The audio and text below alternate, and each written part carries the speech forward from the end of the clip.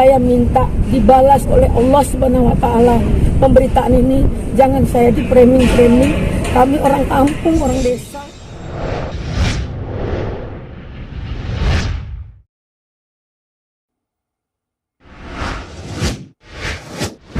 Nah, dalam hal ini saya sudah melaporkan ini lebih dari sebulan. Pada waktu itu banyak saya diparodi oleh beliau, oleh si Denis Carista. Saya masih diam karena saya nggak siapa-siapa. Saya nggak mau cari persoalan. Saya di WA, saya diantarkan kembang papan bunga, banyak hal yang saya dilakukan oleh Denis. Karena saya tidak mengenal dia dan saya tidak perlu berurusan dengan dia, saya merasa nggak perlulah walaupun sakit gitu. Nah, pada hari itu tiba-tiba saya dari acara putusan Pak Jenderal Napoleon, saya kuasa hukumnya, anak saya telepon saya pas di Sudirman, saya mau pulang, bilang sambil nangis dia dipermalukan di kantor oleh teman-temannya, mamanya seperti ini.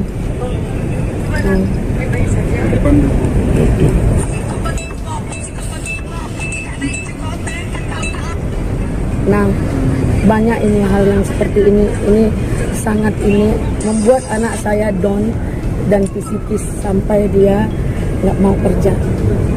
Dia kerja di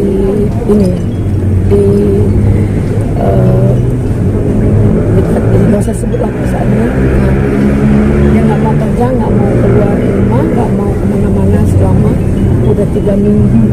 Dia nggak mau beraktivitas. Siku saya sebuah laporan, saya lihatkan bahwa anak saya terpukul.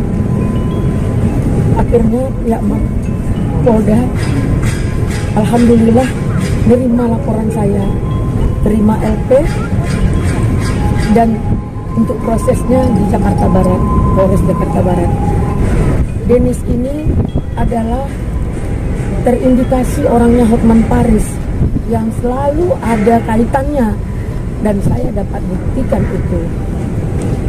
Jadi Hotman Paris ini dia bisa mengkondisikan situasi baik dimanapun maupun persidangan yang sesuai yang disampaikan oleh Bang Andar Sutemerang, sidang aja dia bisa kondisikan hakim. Jadi saya takut perkara ini tidak diproses karena saya nggak punya uang banyak, saya nggak punya saya hanya punya Tuhan. Nah, makanya saya mencoba diam sampai akhirnya ini diproses. Semoga saya mendapatkan, saya nggak ada urusan dengan beliau. Nah, selama ini saya di-framing oleh media yang pro terhadap Pak Hotman Paris, selalu merendahkan dan menghina saya. Padahal saya nggak ada urusan dengan mereka. Nah, bilang saya selebgram dengan Rasman. Siapa Eli Daneti? Sempat saya buat di media saya. Saya bukan siapa-siapa, saya orang kampung, saya bukan orang kaya, saya hanya pengacara yang dari bawah, yang tidak sehebat dia. Nah, kalau mau tahu siapa saya bukan, katanya saya mungkin sama ijazah saya dengan Rasman.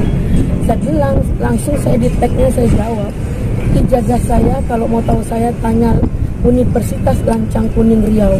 Dan kalau mau tahu saya tanya sama Pak Oto Hasibuan, bahwa saya adalah pengurus bahkan bendahara di Peradi Oto Hasibuan. Dan saya juga tanyalah sama Egi Sujana siapa saya. Saya bukan orang-orang yang itu. Saya nggak suka, saya nggak pansos. Saya nggak mau merendahkan orang seberupaya, karena apa yang kita lakukan itu akan kita tuai. Nah, hidup ini hanya sekali. Saya hanya takut sama Allah. Saya nggak takut sama Hotman Paris. Dia bilang saya emak-emak bodoh, pengacara yang bodoh. Saya tantang dia 2 hari 2 malam untuk perkara perdata dan pidana, tapi jangan bawa asisten. Saya tantang dia. Jadi jangan selalu merendahkan orang, menghina orang. Jadi Itu yang saya membuat kecewa, yang benar-benar sampai pihak polisi bilang kalau Dennis mau damai, untuk damai sulit. Bagi saya untuk damai sulit.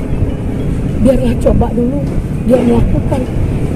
Kalau memang ada keadilan buat saya, biar dia coba dulu. Ini laporannya tentang merubah transmisi. Sebentar ya. Undang-undang ITE ya. Ya, tapi pasalnya pasal 32 ayat 1 dengan pasal ini pasal 28 junto 48 8 tahun penjara 2 miliar denda.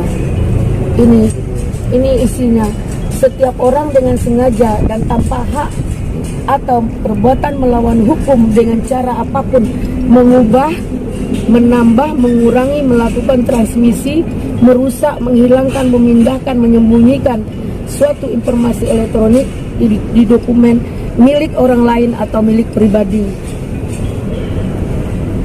Juntonya 48, orang yang memenuhi unsur sebagaimana dimaksud dalam pasal 32 ayat 1 dipidana dengan penjara 8 tahun dan denda 2 miliar paling minimal 2 miliar. Ini dia. Ini undang-undang. Jadi Dennis sudah terlalu berani, sangat berani menghina orang di media. Sangat berani, seolah-olah dia kebal hukum, seolah-olah dia mampu menginikan semua. Jadi inilah, sampai dia juga berani merendahkan dirinya sebagai pelakor. Bukan kita loh yang ngomong dia pelakor, dia sendiri yang mengaku dirinya pelakor. Jadi perempuan yang paling hina atau manusia yang paling hina. Kalau membunuh masih bagus lagi, ada sebab dan akibat.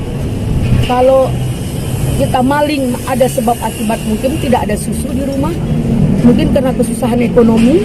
Membunuh mungkin karena kepepet. Tapi kalau pelakor, perbuatan yang disengaja, itu undang-undangnya 79 ayat 1, 1 tahun penjara dengan 15 juta denda. Itu undang-undang pelakor. Jadi saya minta, ya kalau saya nggak salah ya undang-undangnya itu entah 10 juta dendanya entah 15. Dia antara pelakor dengan KDRT itu di buku KUHP. Jadi itulah agenda semua. Apapun yang kalian lakukan hari ini, saya minta dibalas oleh Allah Subhanahu wa taala. Pemberitaan ini jangan saya di framing. Kami orang kampung, orang desa, nggak ngerti hal-hal yang itu. Kami hanya bisa menyampaikan yang benar ya benar, yang salah ya salah. Kami nggak bisa dengan anak saya, apalagi saya juga dalam hal ini saya minta maaf kepada anak saya, suami saya dan keluarga saya. Mama tidak niat untuk seperti ini. Mama hanya mencari ilmu di Jakarta ini. Mudah-mudahan saya minta pihak penyidik, pihak Polri bantu saya untuk lakukanlah seadil-adilnya terhadap saya mencari keadilan untuk Dennis Carista yang luar biasa. Yang sebenarnya sakitnya ada. Mama Neti, masih syukur saya panggil kamu Mama daripada kamu dipanggil yang Maha Kuasa, katanya. Itu sebenarnya kan sakit juga, tapi biarlah, nggak apa-apa. Dan itu waktu itu anak saya juga belum ini, masih marah aja sama saya. Tapi kalau ini dia sudah benar-benar, bahkan disuruhnya saya berhenti jadi pengacara karena sakitnya perlakuan seperti ini.